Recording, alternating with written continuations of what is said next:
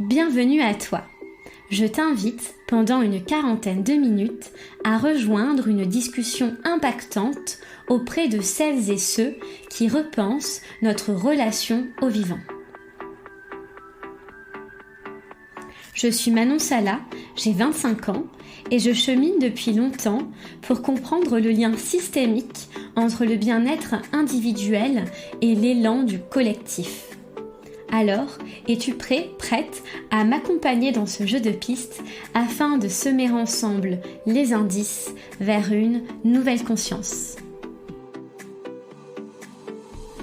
Aujourd'hui, je reçois Paloma Moritz et Com Girchig au micro de Nouvelle Conscience. Au sein de la boîte de production Imagine 2050, créée par Magali Payen, Paloma et Com accompagnent les artistes et les créateurs de contenu vers des imaginaires de sobriété et de respect du vivant, en phase avec les enjeux écologiques actuels. Dans cet épisode, Paloma et Com nous livrent leurs questionnements et leur parcours de militants engagés, leurs sensations de colère, mais aussi leurs espoirs, pour rendre accessibles les rapports alarmants des scientifiques aux yeux du grand public. Paloma Moritz et Com Girchig croient en un futur souhaitable, marqué par plus de liens humains au sein de démocraties renouvelées, dans lesquelles les objectifs politiques ne seraient plus ceux de la croissance et de la productivité, mais bien ceux de la limitation de l'impact humain pour plus de durabilité. Je vous souhaite une très bonne écoute et vous incite vivement à cultiver vos talents pour participer à la co-construction d'un futur résilient. Je tenais également à remercier Victor Marot pour son aide pour le traitement de l'audio de cet épisode de podcast.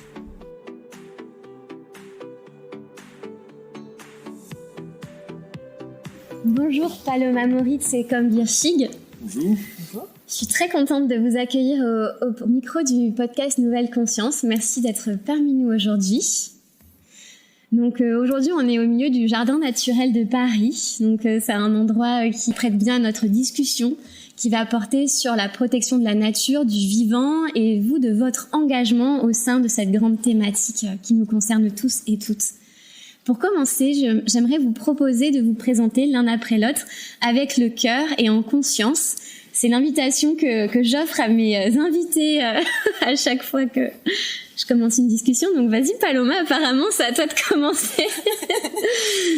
Oui, alors c'est un podcast, on ne voit pas, mais comme vient de me montrer du doigt. Je vais te donner la parole. Oui, le bâton de parole. Comme c'est gentil.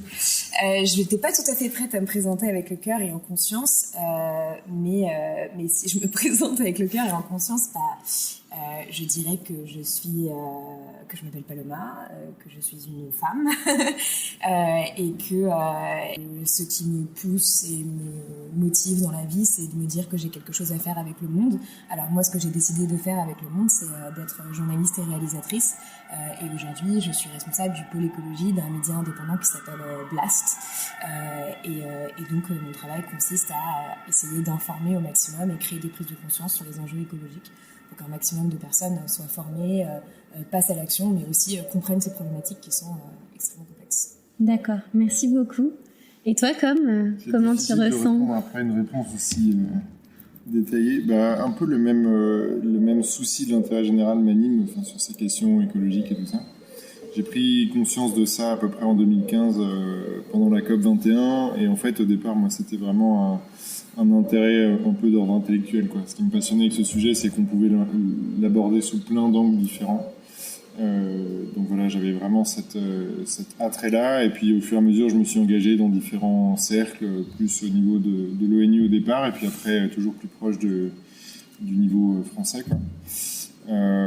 Et moi, au quotidien, je m'engage principalement en écrivant des conférences et en les faisant auprès d'entreprises, du secteur public, privé, etc., en essayant de diffuser un peu ces connaissances, en essayant de transformer les sphères privées et publiques, en adaptant toujours le niveau de discours en fait, au public auquel je m'adresse. Et en ce moment, je prépare les concours administratifs parce que je me dis qu'un jour, peut-être, ce serait bien qu'il y ait des gens convaincus comme on l'est nous, qui rentrent dans ces sphères-là. Ouais. D'accord. Super. Bon, comme tu viens de parler, d'aborder, toi, ta bascule écologique, comment ça a fonctionné avec l'organisation, l'événement de la COP21 en 2015. Toi, Paloma, d'après ce que j'ai pu entendre dans d'autres discussions, ça a été en visionnant le film Une vérité qui dérange, réalisé par David Guggenheim. Donc, c'est un film qui date de 2006. Quand vous avez réellement pris conscience de cette réalité, de cette complexité, qu'est-ce que ça a déclenché en vous au niveau des émotions? Et comment vous avez voulu vous engager là? Qu'est-ce que ça a été votre première action en fait après avoir ressenti ça? Et déjà, qu'est-ce que vous avez ressenti? Moi, je pense que ça a été vraiment un mélange à la fois entre un sentiment de colère, de se dire que en fait, on était dans un système qui avait permis ça, et en plus, le film Une vérité qui dérange montre aussi tout le climato-scepticisme aux États-Unis, les jeux d'influence, comment est-ce que les scientifiques, certains scientifiques ont été payés pour mentir sur la gravité du dérèglement climatique ou le nier carrément. Donc forcément une colère immense, et à la fois paradoxalement un sentiment assez libérateur. Parce que j'avais cette intuition en fait assez forte depuis quelques années qu'il y avait quelque chose qui clochait quand même clairement avec le monde dans lequel on vivait, et donc d'en avoir la confirmation et donc de pouvoir vraiment identifier les causes pour ensuite pouvoir s'y attaquer. Il y avait quelque chose d'assez libérateur, de dire je ne suis pas folle en fait, en quelque sorte. Et ensuite ce que ça a engrangé chez moi, c'était d'abord une envie de comprendre, donc d'essayer de lire, de regarder un maximum de documentaires sur ces questions. J'ai la chance d'avoir fait comme des études à Sciences Po Paris, où j'ai pu suivre en fait très vite beaucoup de cours sur ces questions. Alors à l'époque c'était pas très à la mode, mais bon, en tout cas il y avait plein de cours spécifiques qu'on pouvait prendre. Donc j'ai aussi bien pris des cours de philosophie politique de l'écologie que des cours en Californie où on faisait des simulations de COP, etc. Et c'est ça en fait qui m'a permis, donc c'était en effet une approche assez intellectuelle au début, et c'est ça qui m'a permis après de tirer le fil et de me dire finalement l'un des gros enjeux aujourd'hui c'est d'essayer de faire en sorte de communiquer en fait sur ces questions, et qu'un maximum de personnes comprennent ce qui se passe pour aussi prendre part à la bascule de la société dont on a besoin aujourd'hui. Si on a, je ne sais pas moi, les 2/3 de la population qui ne sont pas conscients ou ne sont pas conscients du degré de gravité du problème, ils vont continuer leur vie comme si de rien n'était, et ils vont pas pouvoir participer à l'effort immense dont on a besoin aujourd'hui. Là, la transformation de la société dont on a besoin, c'est quelque chose qu'on n'a jamais connu presque dans l'histoire de l'humanité, d'aller aussi vite. Et donc du coup, on a besoin qu'il y ait un maximum de personnes qui y prennent part, et je pense que le travail d'information va là-dedans. Et après, j'ai aussi très vite rejoint beaucoup d'ONG différentes. D'accord, ok.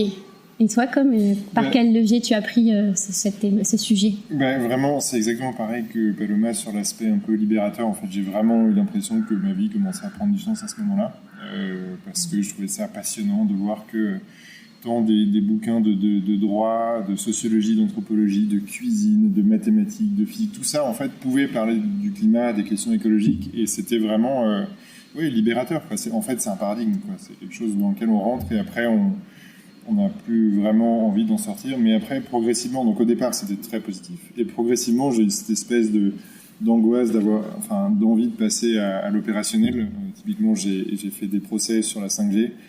Ça a souvent été un peu incompris. Pour moi, il y a un lien direct avec les thématiques écologiques. Ça renforce un paradigme très consommateur, néolibéral, etc. Donc, je voulais lutter contre ça. Mais les liens à faire avec l'écologie sont parfois durs à rendre compte, quoi. Il faut faire beaucoup de pédagogie pour expliquer les liens qu'il y a entre les deux. Mais voilà, donc progressivement, il y a eu des sentiments plus négatifs qui se sont associés à ça. C'est devenu vraiment quelque chose que j'ai perçu comme un combat, alors que ça a été absolument pas au départ. Et voilà, j'ai essayé quand même de le mener de front, et en étant aussi, toujours plus opérationnel. C'est-à-dire que, comme l'a dit Paloma, il y a vraiment une question de calendrier. C'est-à-dire qu'on peut pas se permettre de philosopher comme ça pendant 40 ans, en mode on va créer des utopies, même si c'est un peu ce qu'on essaie de faire en ce moment, mais à vitesse grand V, quoi. C'est-à-dire qu'on essaye vraiment on vise une transformation de certains codes culturels, mais on va en parler après, d'ici une paire d'années. Et ça aussi, ça joue pas mal en tout cas dans mon engagement personnel, le côté opérationnel. C'est-à-dire que j'ai pas envie de rester dans des sphères uniquement pensantes, disons, pendant longtemps. J'ai aussi envie d'être sur le terrain, dans des ONG, aller voilà, que ce soit au niveau même politique ou autre, c'est aller très concrètement au quotidien, gratter des avancées, ça c'est ce qui m'intéresse maintenant. D'accord. C'est intéressant de constater que vous êtes tous les deux formés seuls à la base. Bon, après, vous avez été à Sciences Po, donc vous avez eu la chance d'avoir des cours. Mais dans la plupart des personnes que j'interviewe, que je rencontre, il y a aussi tout un processus d'auto-formation où vraiment, c'est à nous d'aller la chercher, l'info, vraiment de passer ce temps-là. Quels conseils vous aimeriez donner à celles et ceux qui nous écoutent et qui vont vouloir se former ? Parce que le savoir, c'est une chose, mais de réellement comprendre, en fait, les conséquences de tout ça, c'en est une autre. Donc oui, comment vous avez fait, vous, et où chercher l'info? Bon, on a Blast, mais notamment... C'est vrai que c'est une bonne question. Oui. Non, mais, ouais, je pense qu'il faut... j'ai pris les paroles. Vas-y. Mais je pense qu'il faut un peu oser... La raison pour laquelle beaucoup des personnes dans nos cercles ont commencé par l'auto-information, en essayant de se faire une culture personnelle, c'est que cette information-là, elle est encore assez rare. Elle est rare dans les milieux académiques, elle est rare dans les médias, elle est rare un peu partout. Donc, c'est normal qu'il faille aujourd'hui vraiment se prendre en main, quoi. Et tout le travail qu'on essaie de faire, et Paloma encore plus, c'est justement de faire en sorte de casser ces digues et de faire en sorte que cette information devienne la doxa, la coutume, les choses qu'on enseigne à l'école. On est très très loin, malheureusement.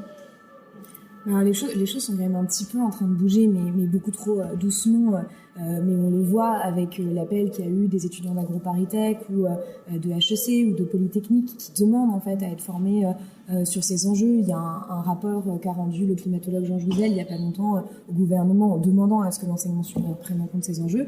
Après oui, en attendant, il faut s'auto-former. Et je pense que de toute façon, sur la plupart des thématiques, parce que là on parle des questions écologiques, mais on pourrait parler aussi des questions féministes ou antiracistes, ça passe toujours par un moment d'auto-formation. Et il y a aussi quelque chose de l'ordre de reprendre aussi une sorte de pouvoir sur son savoir et sur sa vie. Donc je pense que l'auto-formation n'est pas forcément une mauvaise chose et ça peut être aussi un processus un peu psychologique très intéressant. Maintenant, moi, ce que je conseillerais, c'est, je vais faire un peu d'auto-promo, c'est d'aller regarder la chaîne YouTube de Blast. Il y a une playlist écologie dans laquelle il y a toutes mes vidéos. Il y a à la fois des grands entretiens avec des climatologues, des experts, des spécialistes sur ces questions, que ce soit sur les enjeux géopolitiques que pose le dérèglement climatique, que les derniers rapports du GIEC. Après, je fais aussi des vidéos face caméra pour un peu simplifier les choses. Il y en a même qui expliquent comment faire. En plus, on a sorti là il y a pas longtemps nos podcasts, donc tous les entretiens sont disponibles en podcast.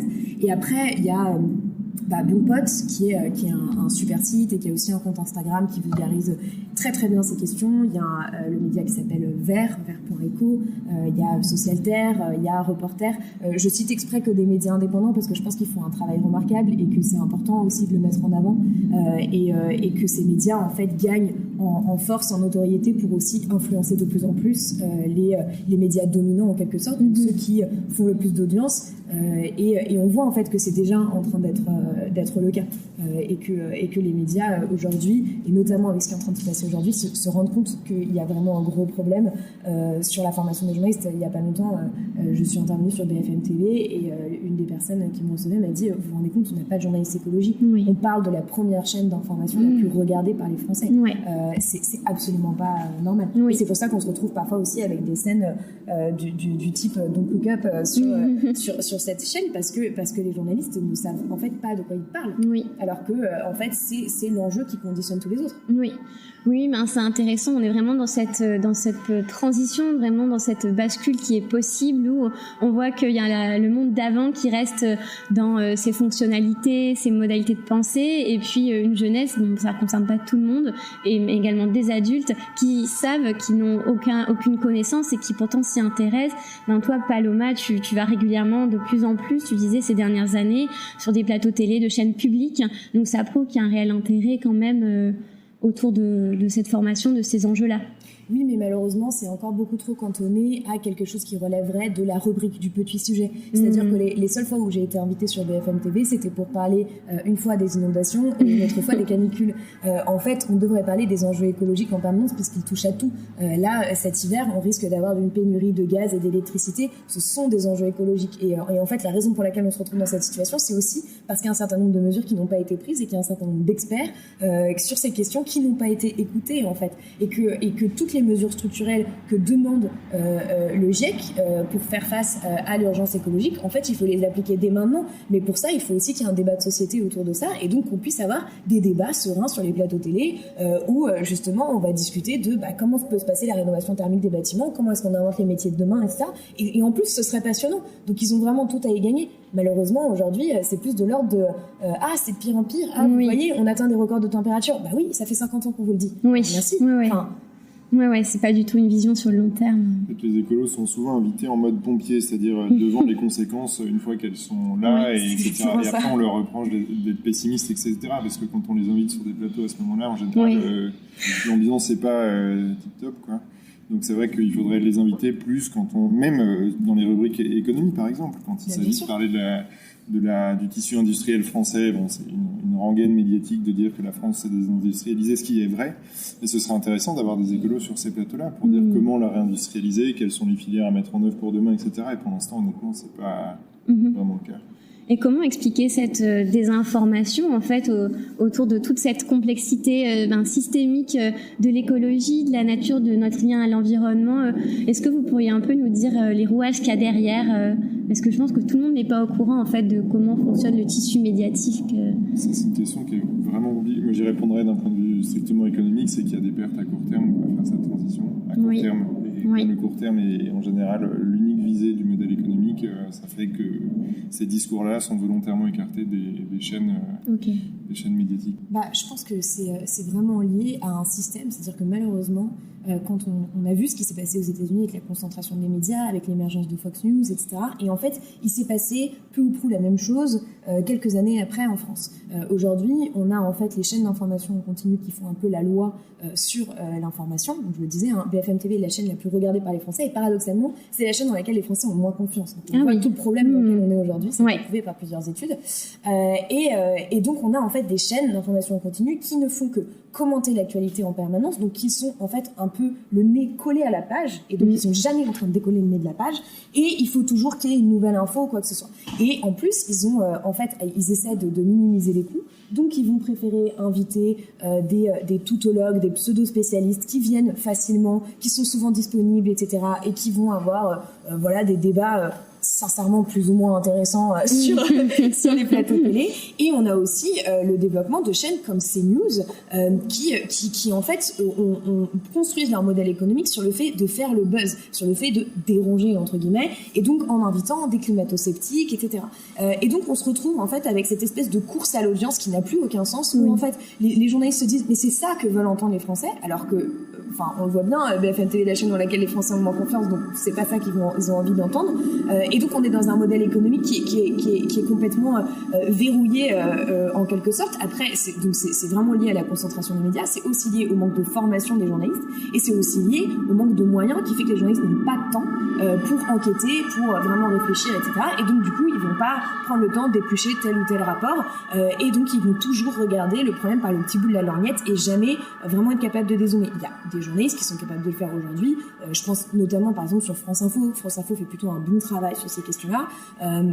Mais ils n'ont pas assez, et ils m'ont dit aussi, ils n'ont pas assez de personnel pour le faire. Et après, il y a aussi tous les médias papier qui font très bien leur travail. Mais c'est vrai que c'est ce que disait Com. Par exemple, là, il y a un rapport qui vient de sortir qui montre que, en fait, depuis mai, les catastrophes climatiques en France ont coûté 3,6 milliards d'euros. Il y a un institut de conseil qui s'appelle I4CE qui a chiffré le coût de l'adaptation à, il me semble, 2,6 milliards d'euros par an. Donc on voit bien en fait, et ça on le répète depuis des années, et ça a été prouvé dès 2006 en fait, que le coût de l'inaction est bien supérieur à celui de l'action. Et ça, c'est un sujet dont on devrait parler en permanence, parce que d'une certaine manière, même si on rentre en fait dans le cadre de pensée dans lequel il nous force à être, en fait il y a même un argument économique pour faire face à l'urgence écologique. Donc il n'y a vraiment aucune excuse aujourd'hui, à part dans un truc presque suicidaire en fait. Oui, ça revient à ce que tu disais comme sur cette vision de court terme finalement qui n'entre pas du tout dans la logique de long terme dans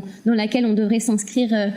Je trouve que la réaction même des différents pays au Covid est assez emblématique, c'est-à-dire qu'on a attendu vraiment la dernière seconde que la vague soit en fait déjà déclarée et que ce soit l'urgence absolue pour commencer à réagir et à comprendre tout simplement parce que on n'arrive pas à réaliser les chocs qui arrivent.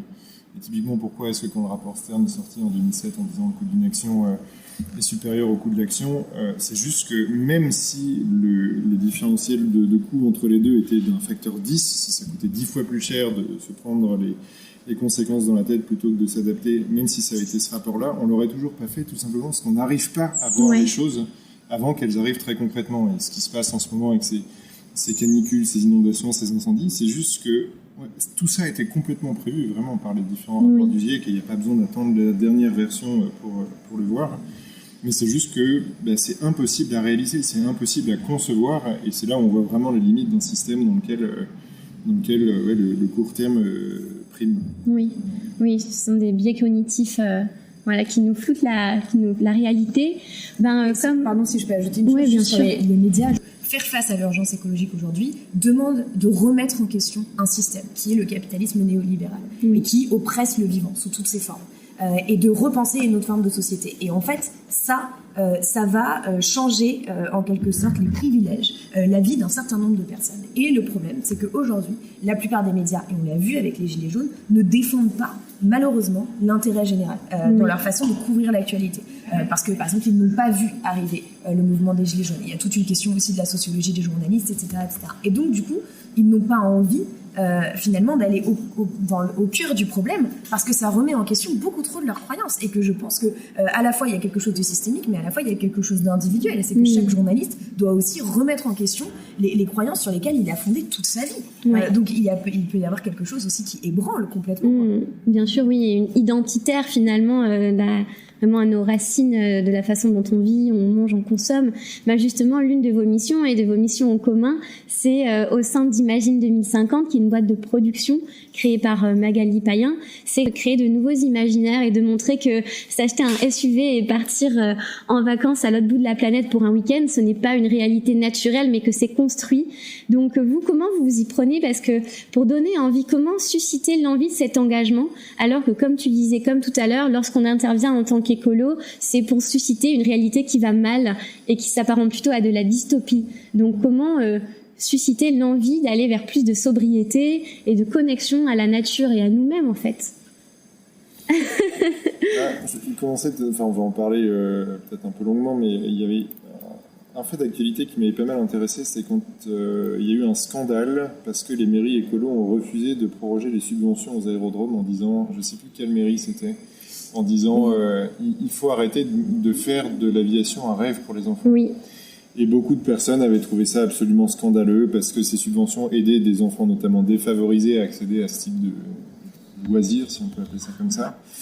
Et j'avais trouvé ça hyper intéressant parce que effectivement, ce serait mieux que les enfants et futures générations, etc., n'aient pas l'aviation comme rêve dans leur imaginaire.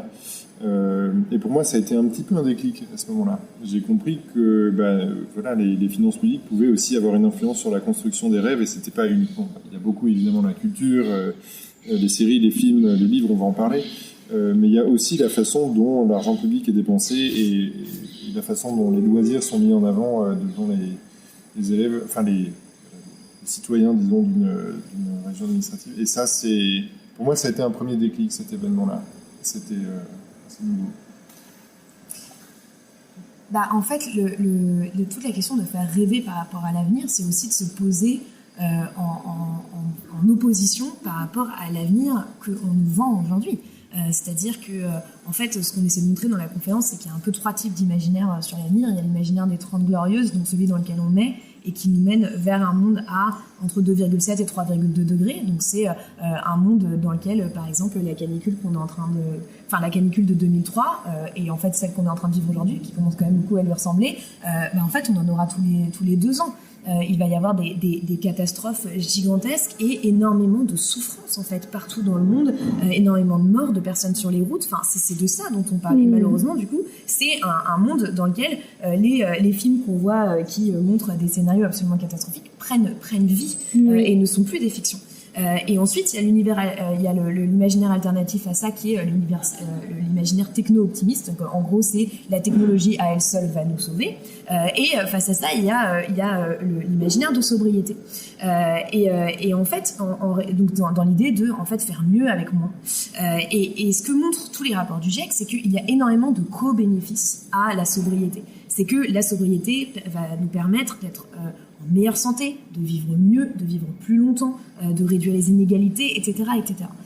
Et donc, en fait, moi, ça me paraît assez évident de dire qu'on a plutôt quand même envie d'aller vers ça. On n'a pas envie d'aller vers un monde où, en fait, on a une petite partie de la population qui va réussir à s'en sortir et tout le reste va souffrir. Et nous, ce qu'on essaie de montrer, c'est vraiment ça de façon très rationnelle. Mais le problème, c'est que l'univers, en fait, l'imaginaire techno-optimiste est tellement présent dans notre société aujourd'hui et on nous dit tellement mais la technologie va tout régler, vous embêtez pas, etc. J'ai interviewé une géographe il y a pas longtemps qui s'appelle Magali Rigazia qui me disait que quand elle expliquait que il y avait des problèmes de risque sur les crues de la Seine ou d'incendie dans telle ou telle zone parce qu'elle est spécialiste des risques et de l'adaptation, souvent il pouvait y avoir des hommes politiques qui lui disaient mais madame, en fait, on a réussi à aller sur la Lune. Vous pensez vraiment qu'on va pas pouvoir régler un problème de la crue de la Seine, franchement. Et ça, c'est un gros problème. C'est qu'on est, en fait, on est dans cette espèce d'attente de technologies miraculeuses qui vont tout régler. Évidemment que c'est pas possible. Et évidemment que c'est très, très dangereux. Et on dit pas, il faut pas du tout de technologie. Absolument pas. Mais c'est juste que, en fait, même le GIEC le dit, les technologies de rupture ne vont pas avoir un impact significatif sur la façon de réduire nos émissions de gaz à effet de serre ou sur le fait de s'adapter. Et donc, c'est vraiment d'essayer de montrer ça, mais comme ça ne suffit pas, et ben, en fait, derrière, on essaie aussi de vraiment créer un imaginaire en disant, OK, on se projette dans la France en 2050, à quoi ça ressemble? À quoi ça ressemble concrètement? À quoi votre vie va ressembler si, on a réussi, en fait, à faire un maximum de choses pour faire face à l'urgence écologique, donc à la fois à réduire nos émissions et à nous adapter. D'accord.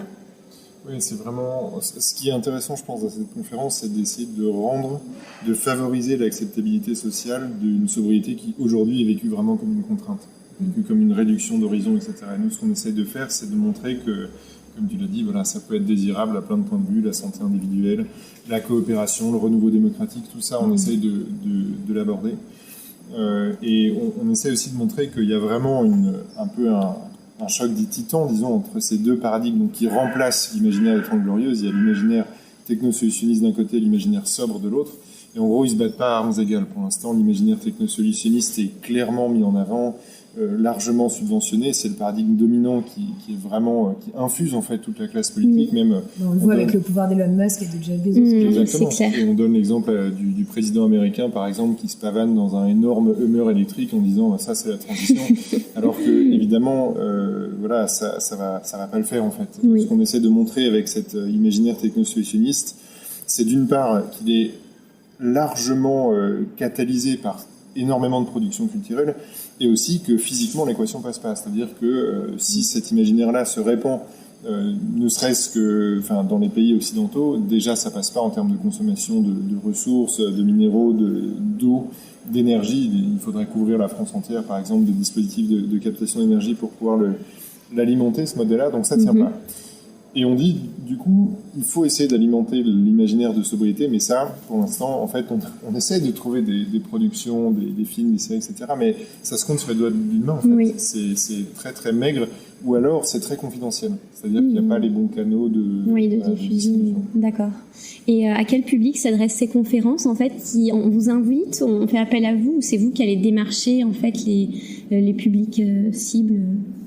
En fait, le but de la conférence, c'est vraiment aujourd'hui de toucher et de former toutes les personnes qui produisent des contenus et donc qui ont un impact sur l'imaginaire collectif. D'accord. En fait, et donc qui construisent l'imaginaire collectif aujourd'hui.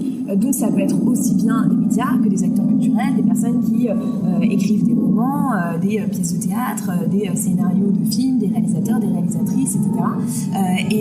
Et pour l'expliquer quand même rapidement, en fait, la conférence, elle a quand même été articulée de manière à pouvoir toucher tout le monde et tous les types de publics, parce que dans ces publics-là, dans une grande boîte de production, il y a des personnes qui sont très très différentes, et qui n'ont pas les mêmes niveaux de conscience. Donc on a vraiment une première demi-heure où on pose le cadre de pensée, où on explique quelle est l'urgence dans laquelle on se situe, pourquoi est-ce qu'il faut la prendre au regard aussi des questions de droits humains, des questions de limites planétaires, etc.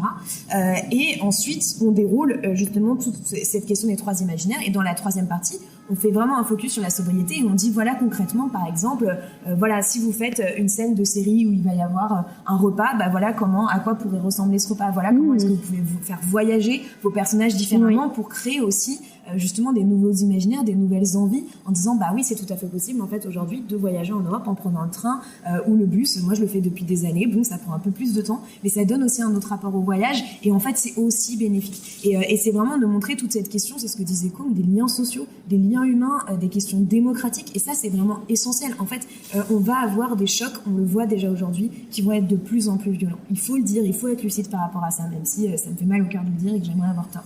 Mais en fait, face à ça, si on a des liens humains qui sont très forts, si on a des démocraties à l'échelle locale qui sont résilientes, on va pouvoir absorber ces chocs à venir et ne pas tomber dans une société de tous contre tous, parce qu'on n'a pas en fait envie de ça aujourd'hui.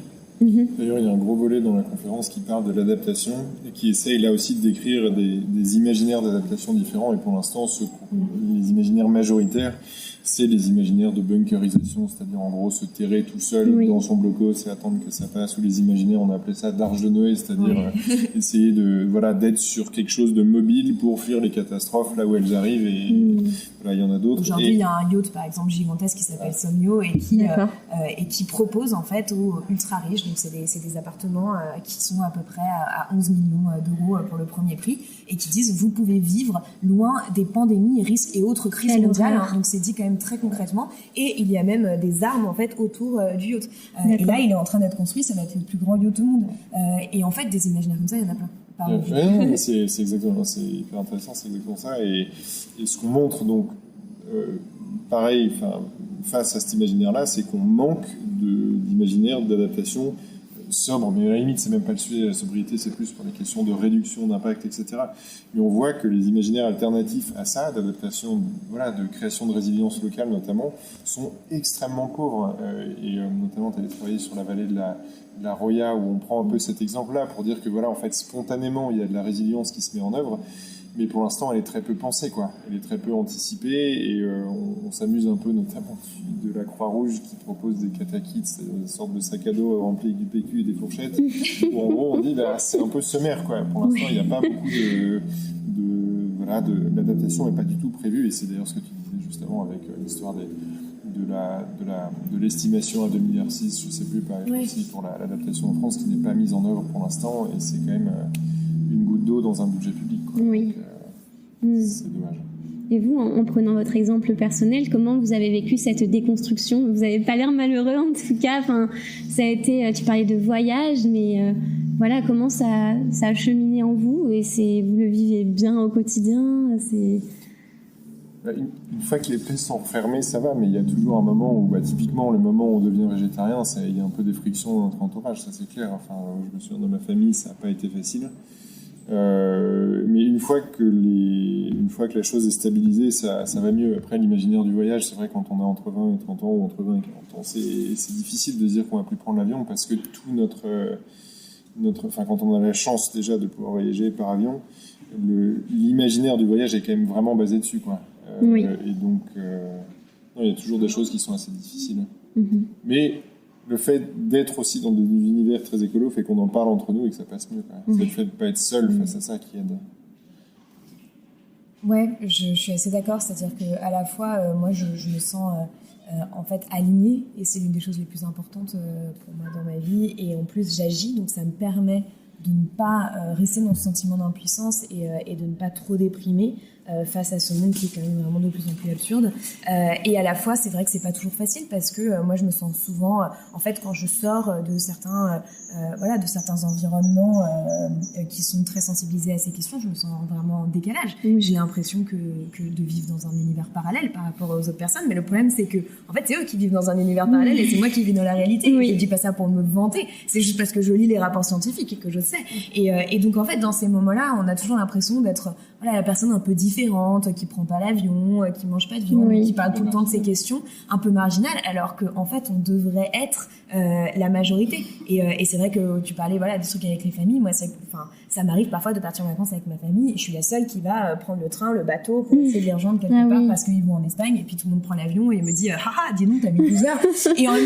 Et en même temps, je sens que ça commence à un peu bouger et qu'il y a une forme de respect, de dire bon bah ok, voilà, t'as mis 12 heures à nous rejoindre, nous on a mis 1h30 à y aller.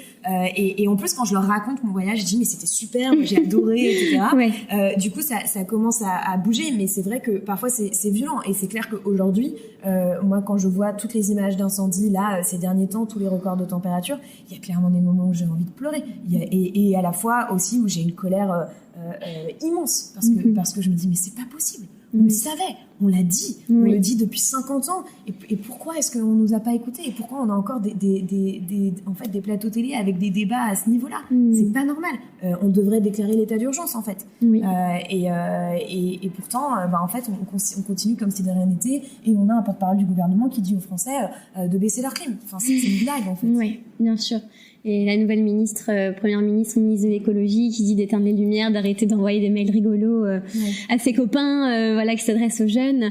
Oui, c'est clair, c'est qu'aujourd'hui, depuis 2018 au moins, en France et en Europe, on vit les effets de ce dérèglement chez nous, ce qui n'était pas le cas auparavant, donc ça pouvait créer cette dissonance cognitive. Oui, voilà, ça n'arrive qu'au Bangladesh. Voilà, exactement, cette délocalisation des problématiques. Ce qui est d'ailleurs très problématique, parce qu'il y a quand même un enjeu de solidarité internationale. Oui, bien sûr, voilà, de destin planétaire, de citoyenneté commune, etc.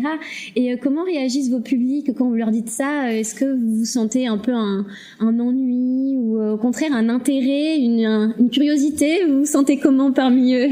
Un ennui, j'espère pas, ce serait navrant, mais non, souvent ce qu'ils ressentent quand même, c'est qu'il y a beaucoup c'est très riche comme conférence, Oui. C'est dense, parce que en gros, en 1h45, on doit faire passer d'une part un diagnostic du problème climatique et pas que, c'est-à-dire qu'on insiste lourdement sur le fait que le climat n'est qu'un problème parmi en fait 9 autres. Oui. Enfin 8 autres, et ce sont les limites planétaires, donc on aborde aussi un peu la biodiversité. Et une fois que ce diagnostic est fait, là on passe à l'exploration des imaginaires et comment les faire bouger. Donc en général, ce qu'ils ressentent, c'est pas de l'ennui, c'est plus une sorte de fardeau presque. En tout cas, à l'issue de la première partie, c'est toujours assez dur à vivre. Oui. D'ailleurs, sur l'aspect conséquences qui n'arrivent qu'au Bangladesh, etc., on insiste là aussi beaucoup sur le fait qu'il y a des conséquences dans le monde qui n'arriveront a priori pas en France, ou alors très peu. Et on fait un focus sur la France. Météo France récemment a ouvert tout un observatoire pour vraiment comprendre à une maille infrarégionale ce qui se passe, ce qui se passera localement. Et donc ça permet aussi de visualiser très concrètement ceux qui disent moi j'ai une maison en Gironde, c'est rigolo, le risque d'incendie a été multiplié par 10 en 5 ans. Enfin, c'est pas les bons chiffres évidemment, mais ça les permet de vivre la chose un peu de plus près, quoi.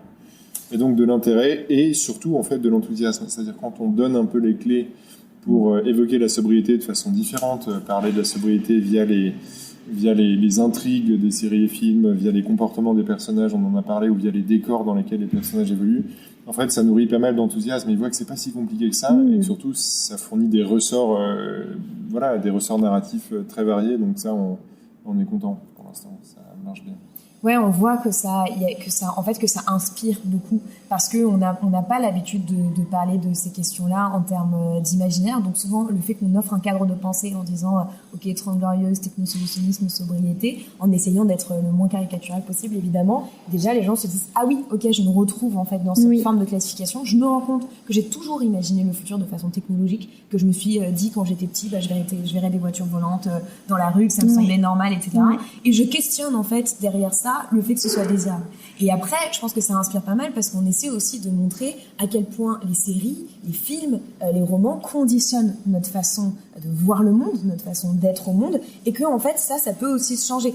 Par exemple, on prend l'exemple de se dire pourquoi est-ce qu'on pourrait pas créer un baron vert, donc un baron noir version on a un personnage politique qui va vraiment essayer de tout faire pour que les recommandations des scientifiques soient appliquées et donc quels sont les problèmes auxquels il va se heurter, les lobbies, et de se dire comment est-ce qu'on trace une voie aussi potentiellement pour montrer aussi que ça peut marcher derrière, parce qu'on peut imaginer que par exemple ce personnage réussit dans l'idéal. Donc on a aussi besoin de ces modèles-là et on peut le voir aussi à l'échelle d'une entreprise.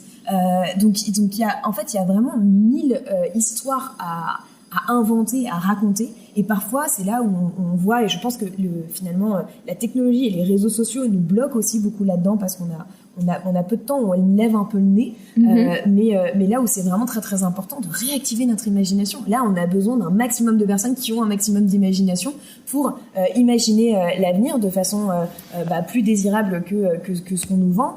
Et aussi tout en restant lucide, donc au regard, et c'est ce qu'on fait, au regard de travaux scientifiques, de rapports. On n'invente pas, on se base sur des rapports quand même qui sont très sérieux sur ces questions, quoi. C'est ce que j'allais dire, c'est qu'il y a eu un peu un temps des scientifiques, genre climat, qui ont tiré l'alarme, puis un temps des ingénieurs qui ont essayé de designer comment concrètement on pourrait faire à l'échelle de la société pour faire transiter notamment les réseaux énergétiques et autres. Et maintenant, c'est pour moi vraiment le temps des artistes, c'est-à-dire qu'il faut qu'il y ait des intermédiaires. Donc nous, on joue un peu les intermédiaires entre les ingénieurs et les artistes pour leur digérer un peu le contenu de ces rapports prospectifs qui nous décrivent un peu en long, en large et en travers à quoi ressemblera le réseau énergétique en France en 2050. Mais une fois qu'on a lu des pages et des pages sur ça, on se dit ok, qu'est-ce que ça veut dire, à quoi ça ressemble, c'est juste complètement indigeste. Donc voilà, pour le voir très concrètement. Et après, en fait, on espère finalement que la dernière étape après les scientifiques, les ingénieurs et les artistes, enfin pour moi en tout cas, ce sera les politiques, c'est-à-dire qu'ils pourront récolter une opinion publique transformée grâce à ces nouveaux récits. Et c'est un peu la chaîne de production dans laquelle on se trouve, je pense. Mais se transformer aussi eux-mêmes, parce qu'on voit bien en fait aujourd'hui qu'ils sont énormément impactés par cet imaginaire techno-solutionniste, et on l'a vu même pendant cette présidentielle, c'est-à-dire qu'il y avait énormément de candidats qui pariaient sur la technologie, parfois à outrance, et comme l'a expliqué tout à l'heure, c'est-à-dire qu'en fait, si aujourd'hui on veut se dire on va remplacer toutes les voitures thermiques en France par des voitures électriques, on remplace un problème par un autre. Et ça, il faut le dire. Et le problème, c'est que en fait, ces candidats se retrouvaient avec très peu de contradictoires quand ils annonçaient ces programmes-là, qui sont en fait délétères pour la biodiversité, pour les droits humains, etc. Parce que les batteries des voitures électriques et toutes les matières premières dont on a besoin, elles n'arrivent pas par magie. Il faut aller les chercher bien profondément dans ces mines qu'on délocalise. C'est extrêmement polluant et qui en plus bafoue totalement les droits humains et les droits des enfants. Oui, totalement. Et puis même au niveau d'émissions de CO2, il me semble que rien que dans l'extraction, ça rejette presque autant de CO2 que le fonctionnement d'une voiture thermique. L'extraction est l'un des processus les plus polluants. Il faut envoyer beaucoup d'eau pour détruire la roche. C'est le serpent qui se mord la queue. Merci beaucoup. Justement, l'idée du podcast, c'est de montrer à quel point le changement collectif passe par un changement individuel, une nouvelle conscience. C'est le nom du podcast. Donc j'aimerais conclure avec vous par cette question qui est la signification pour vous d'une nouvelle conscience. On en a un peu parlé finalement, mais peut-être ce terme de conscience qui est pas vraiment beaucoup utilisé. Mais voilà, comment ça résonne en vous? C'est une question difficile. Je pense que, je me suis souvent dit que le plus grand mal contemporain, c'était un peu l'indifférence, quoi. Et que du coup, juste apprendre dès son plus jeune âge ou autre, moi ça a été assez tardivement, mais juste à être conscient, un minimum conscient des problèmes du monde et essayer de ne pas y être indifférent, c'était déjà quelque chose d'assez positif. Et je parle même pas de spiritualité, de religion ou autre, c'est vraiment...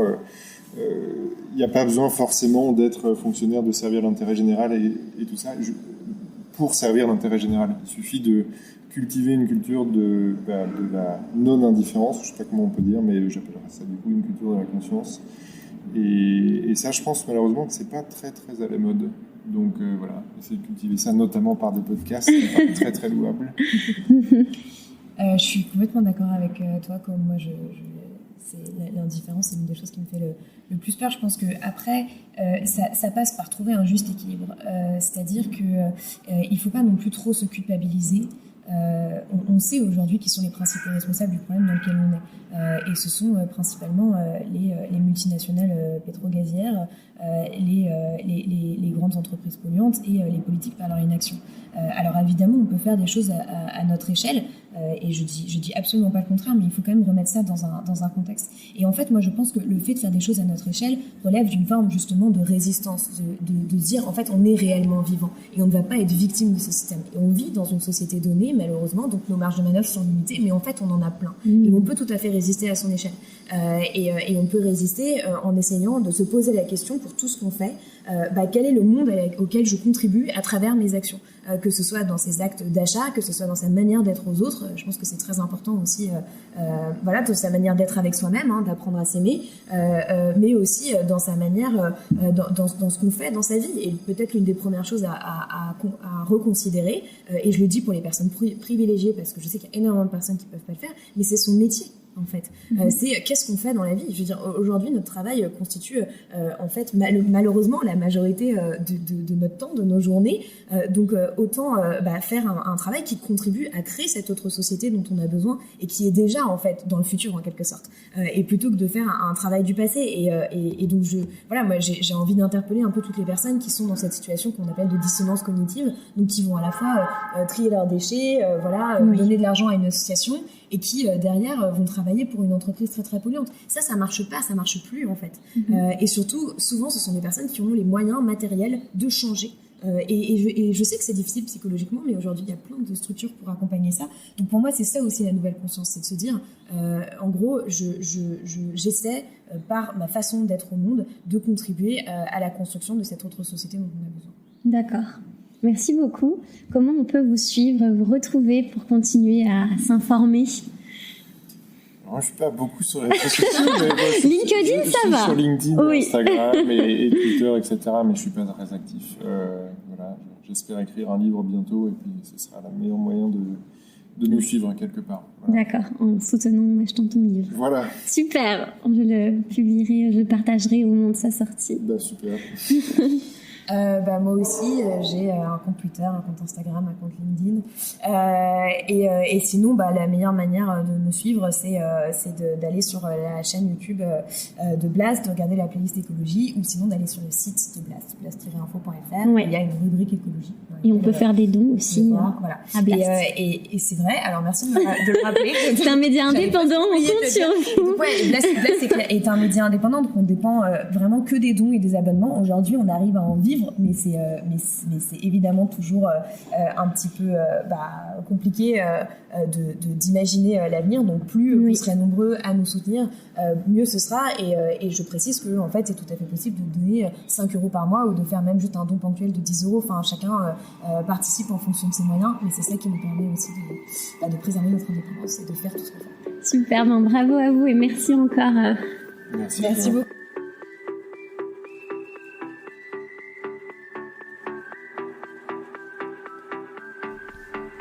Merci pour ton écoute. Si ce podcast t'a plu, tu peux le soutenir en lui laissant 5 étoiles et un commentaire sur sa plateforme d'écoute préférée. Ça se fait en un clic, ça prend 2 minutes et ça fait vraiment toute la différence pour moi. Aussi, j'ai besoin de ton aide. Afin de poursuivre le projet de Nouvelle Conscience de façon indépendante, j'ai créé la page de financement Tipeee que tu pourras retrouver dans ma bio Instagram @NouvelleConsciencePodcast. Ta contribution me permettra de continuer à semer des graines de conscience et à financer notamment le matériel nécessaire à la création et à la diffusion du podcast.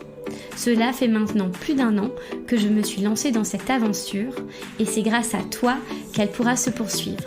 Je te remercie par avance pour ton soutien, prends bien soin de toi et à la semaine prochaine.